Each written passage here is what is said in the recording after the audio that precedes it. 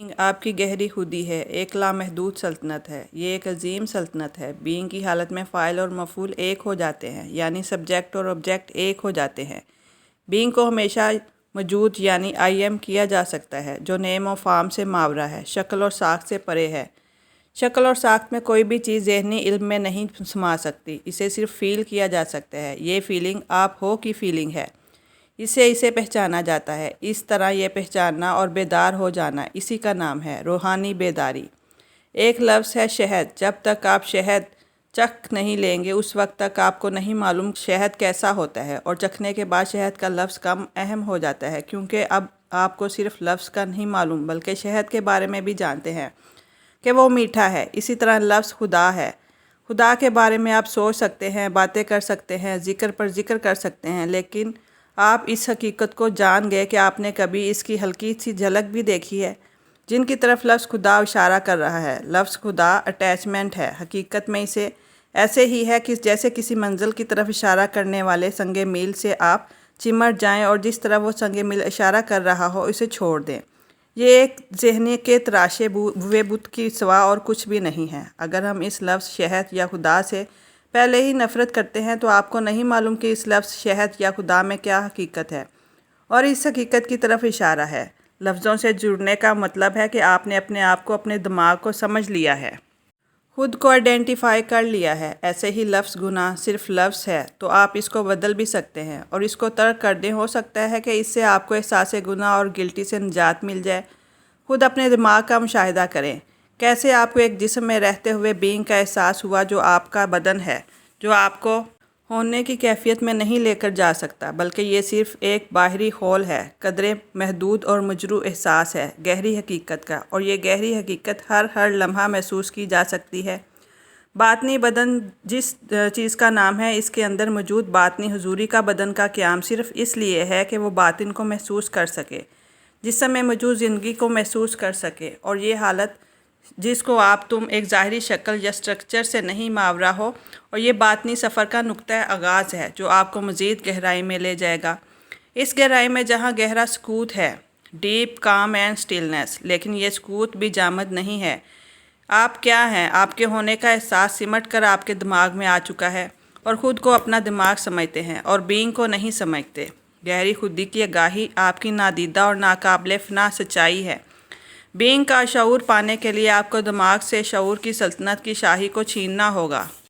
روحانی جستجو کے سفر کا یہی روحانی کام ہے۔ اس سے شعور کی لامحدود مقدار آزاد ہوگی جو جبری سوچوں میں قید تھی۔ یہ کرنے کے لیے اہم یہ ہے کہ اپنی توجہ کا مرکز سوچوں سے ہٹا کر بدن کو بنایا جائے، جہاں بینگ آپ کو محسوس کریں گے۔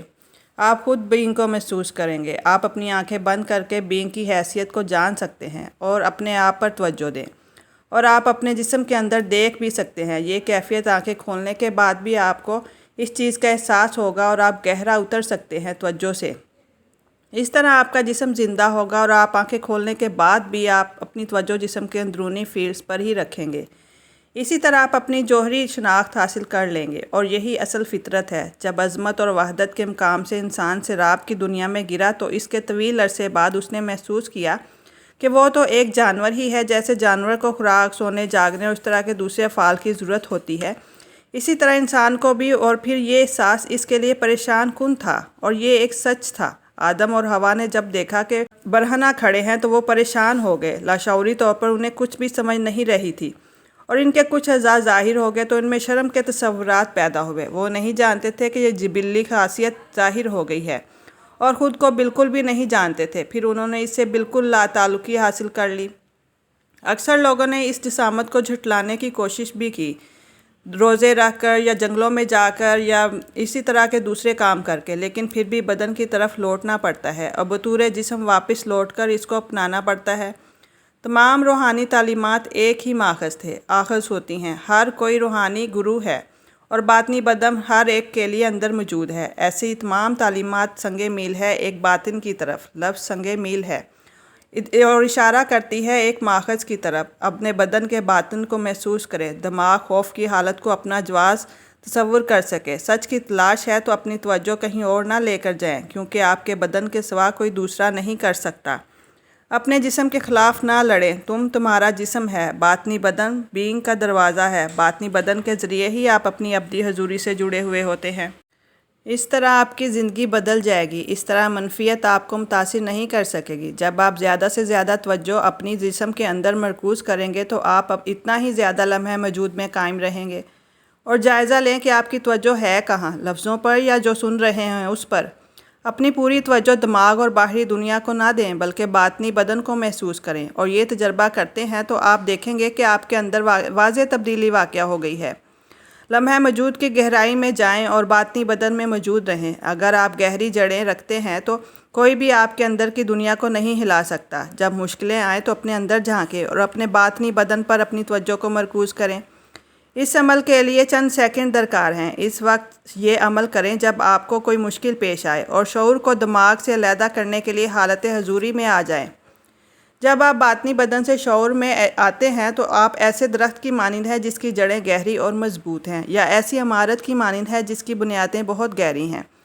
جب ریت پر گھر بنتے ہیں تو سیلاب کی صورت میں سب ختم ہو جاتا ہے، لیکن جو مضبوط عمارت ہوتی ہے وہ نہیں ختم ہوتی۔ توجہ روشنی کی بین کی طرح ہے جو ہر چیز کو بدل کر خود میں ڈھال دیتی ہے۔ احساسات اور جذبات پر اپنی توجہ مرکوز رکھیں۔ عدم درگزر کا رخ دوسروں کی طرف بلکہ اپنی طرف بھی ہوتا ہے۔ آخری نتیجے پر پہنچنے میں پہلے مستقبل آپ کے کنٹرول میں ہے۔ اس سے چمٹے رہنے میں کوئی فائدہ نہیں اور جسمانی بیماریاں پیدا ہو جاتی ہیں، لیکن جب آپ معاف کر دیتے ہیں تو اسی لمحے آپ کا کنٹرول دماغ سے چھین کر آپ کے پاس آ جاتا ہے۔ دماغ معاف کرنے کی صلاحیت نہیں رکھتا، لیکن آپ کے پاس یہ صلاحیت موجود ہے۔ معاف کر دو، جیسا کہ عیسیٰ نے کہا تھا کہ گرجے میں داخل ہونے سے پہلے معاف کر دو۔ باطنی بدن ایک شعور ہے، لفظوں پر یقین نہ کریں۔ حضوری شعور و واگزاری کیوں کرواتا ہے؟ آپ خود کرواتے ہیں یا شعور میں آگاہی کرواتے ہیں؟ احساس آپ کو اس چیز سے زیادہ قریب لے جاتا ہے جو آپ نسبتاً جتنا آپ جانتے ہیں۔ باطنی بدن میں وقت کے ساتھ کوئی تبدیلی نہیں ہوتی، بس اس کو آپ مضبوط بناتے چلے جاتے ہیں۔ بدن میں زیادہ شعور ہوگا اور حضوری آپ کے اندر ہمیشہ موجود ہوگی۔ جب آپ باطنی بدن میں قیام کرنے والے ہوتے ہیں تو آپ کا ظاہری بدن کا بوڑھے ہونے کا پروسیس بہت کم ہو جاتا ہے، اور آپ کا ٹائم لیس یعنی ظاہری باطن جو ہے وہ آپ کا چمکے گا، اور آپ کی ظاہری شباہت بوڑھوں جیسی نہیں ہوگی، اور آپ کا دفاعی نظام بھی اس سے کافی بہتر اور مضبوط ہو جاتا ہے، کیونکہ آپ کے بدن کا ہر خلیہ خوشی سے جھوم رہا ہوتا ہے۔ جب آپ خود اپنے بدن میں رہتے ہیں تو اس سے دفاعی نفسیاتی نظام بھی مضبوط ہو جاتا ہے۔ کسی بھی بیماری کی حالت میں اگر اس کی مشق کریں تو آپ خود کو کافی توانا محسوس کریں گے۔ باطنی بدن میں جانے کا چند منٹ کے لیے اپنے جسم میں شعور کا سیلاب لائیں۔ صبح اٹھنے کے بعد یا سونے سے پہلے اپنے آپ کو محسوس کریں، زندگی کی توانائی میں محسوس کریں، اور 1 منٹ کے لیے یہ مشق کریں، اور چند منٹ میں اپنی توجہ اپنے آپ اوپر لائیں، اپنے بدن پر لائیں۔ انزائٹی کی صورت میں اپنی توجہ شعوری سانسوں پر منتقل کریں۔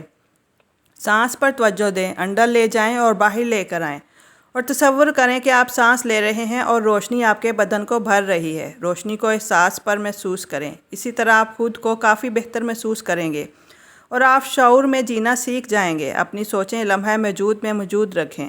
بینگ کی گہرائی سطح جہاں آپ ہیں اور ایک ہو جاتے ہیں۔ یہ تھا پاور آف ناؤ کا 6واں چیپٹر جو ہے گھر ٹولے کا، اور اگلے چیپٹر کا عنوان ہے ناآشکار دنیا تک رسائی۔ یہ ہے 7واں چیپٹر، وہ ہم اپنی اگلی ویڈیو میں سنیں گے۔ شکریہ۔